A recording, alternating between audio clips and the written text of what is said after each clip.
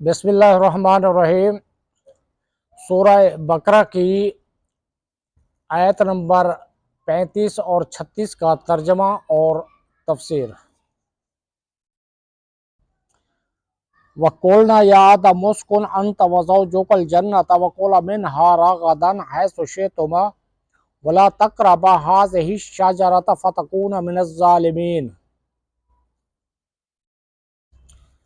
فَأَزَلَّهُمَا الشَّيْطَانُ عَنْهَا فَأَخْرَجَاهُمَا مِمَّا كَانَا فِيهِ وَقُلْنَا اهْبِطُوا بَعْضُكُمْ لِبَعْضٍ عَدُوٌّ وَلَكُمْ فِي الْأَرْضِ مُسْتَقَرٌّ وَمَتَاعٌ إِلَىٰ حِینٍ۔ ترجمہ کنز العرفان۔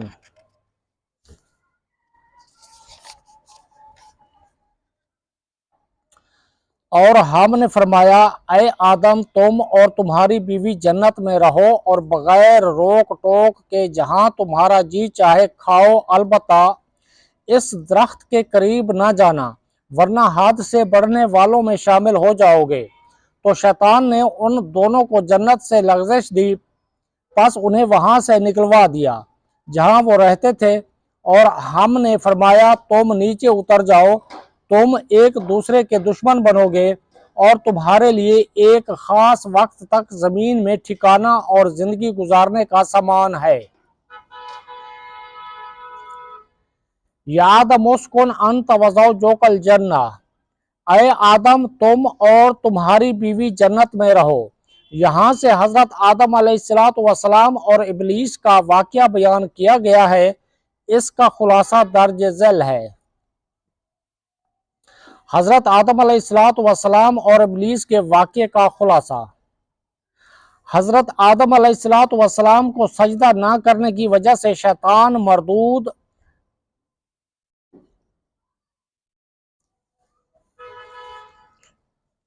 حضرت آدم علیہ السلام کو سجدہ نہ کرنے کی وجہ سے شیطان مردود ہوا تھا، لہٰذا وہ حضرت آدم علیہ السلام کو نقصان پہنچانے کی طاق میں رہا۔ اللہ تعالیٰ نے حضرت آدم علیہ السلام اور حضرت حوا رضی اللہ تعالیٰ عنہا سے فرمایا کہ جنت میں رہو اور جہاں دل کرے بے روک ٹوک کھاؤ، البتہ اس درخت کے قریب نہ جانا۔ شیطان نے انہیں وسوسہ ڈالا اور کہنے لگا کہ تمہارے رب عز و جل نے اس درخت سے اس لیے منع فرمایا ہے کہ کہیں تم فرشتے نہ بن جاؤ یا تم ہمیشہ زندہ رہنے والے نہ بن جاؤ۔ اور اس کے ساتھ شیطان نے قسم کھا کر کہا کہ میں تم دونوں کا خیر خواہ ہوں۔